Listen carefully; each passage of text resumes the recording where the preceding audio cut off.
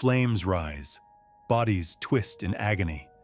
A queen's name crackles in the fire, Bloody Mary. That's how history remembers her. Mary I of England, the fanatical queen who drowned her kingdom in blood. But between image and reality yawns a darker, stranger truth.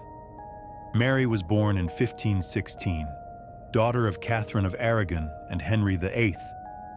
She was the princess who watched her world collapse when her father tore England away from Rome to marry Anne Boleyn. For Mary, the Reformation wasn't an abstract quarrel over theology. It was the wound of a child declared illegitimate, her mother cast aside, her own future poisoned. By the time she seized the throne in 1553, she was 37 years old, brittle, determined, shaped by humiliation and years of exclusion. Her claim was fragile. Her enemies whispered that she was a bastard, that England belonged to her Protestant half-brother's allies. To survive, Mary needed more than a crown. She needed fire. The fires began quickly.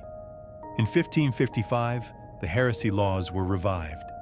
The punishment was ancient and theatrical, burning alive. The condemned were tied to stakes in marketplaces, watched by neighbors, parish priests, sometimes even children. Fire was chosen not only for its cruelty, but for its symbolism. Flames purified. Flames erased heresy and smoke. Here is where the legend of Bloody Mary was born. Almost 300 Protestants would die during her short reign. Among them were bishops, scholars, craftsmen, ordinary women who refused to bend. London, Canterbury, Oxford, Gloucester, the skies filled with black smoke. But here's the twist. Mary did not invent the stake. Burning had been the standard punishment for heresy in England for more than a century. Her father, Henry VIII, had sent Protestants and Catholics alike to the fire. Even Elizabeth the Ferner, her glamorous half-sister, would later spill blood for religion. Yet only Mary carries the brand bloody. Why? Part of the answer lies in propaganda. Exiles who fled Mary's persecutions published lurid accounts abroad, most famously in John Foxe's Book of Martyrs, a bestseller of its age. His pages painted Mary as a monster, her fires as a national trauma, her very reign as proof that Catholicism meant tyranny and blood. For Protestants who came after, Foxe's Mary was too useful to forget. And yet, step closer to the smoke. Imagine the square of Oxford in 1555, when Bishops Hugh Latimer and Nicholas Ridley were bound to the stake. Latimer called out, "Be of good comfort, Master Ridley, and play the man. We shall this day light such a candle in England, as I trust shall never be put out." His words turned execution into legend. Mary's fire, meant to terrify, became a spark for Protestant identity. Her cruelty backfired. Mary believed she was saving souls. To her, every condemned heretic was not a victim, but a soul rescued from eternal damnation, if not in life, then in death. This conviction gave her the steel to order flames lit again and again. It was not sadism, but a terrifying form of devotion. Her marriage made matters worse. In 1544, she wed Philip of Spain, heir to the vast Habsburg Empire.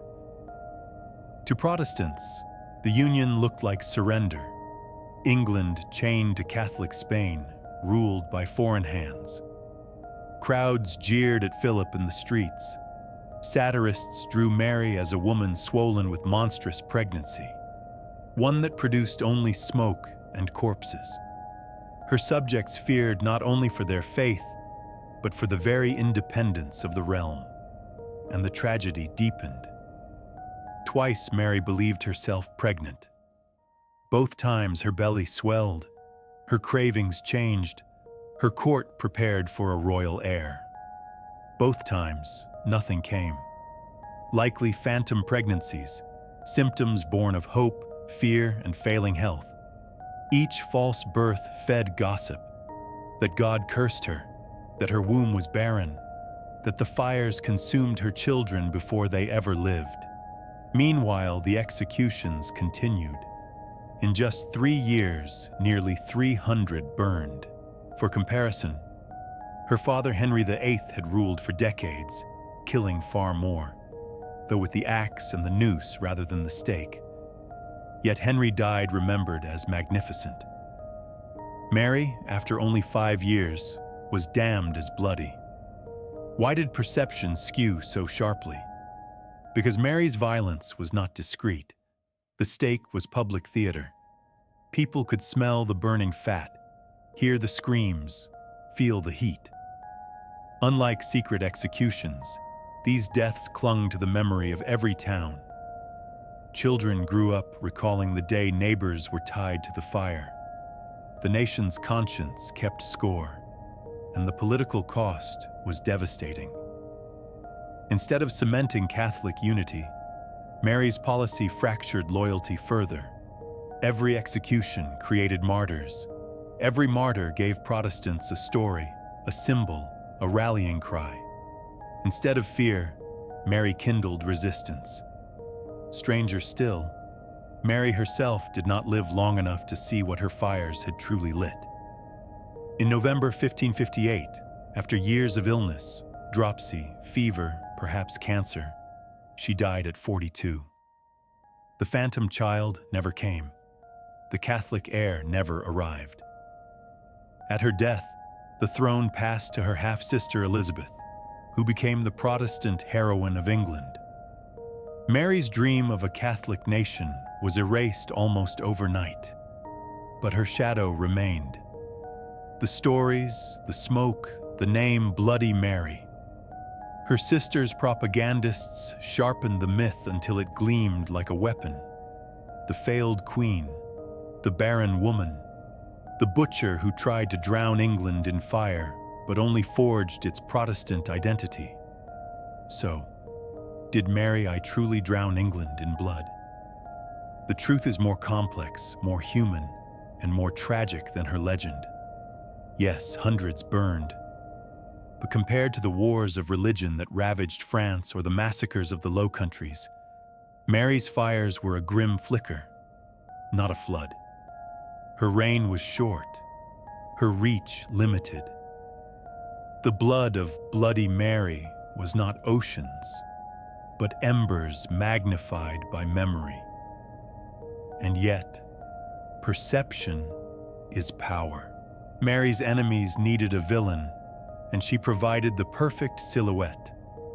A woman who ruled alone, who defied the Protestant tide, who seemed both motherless and childless, cursed by her own body.